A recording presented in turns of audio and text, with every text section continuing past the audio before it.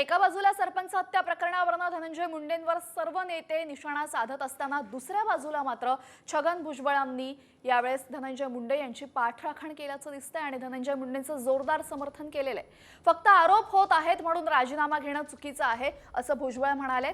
तर विरोधकांकडून मुंडेंच्या राजीनाम्याची मागणी केली जात असताना आता भुजबळांचं मुंडेंना समर्थन देणं यामुळे अनेकांच्या भुवया उंचावल्या आहेत।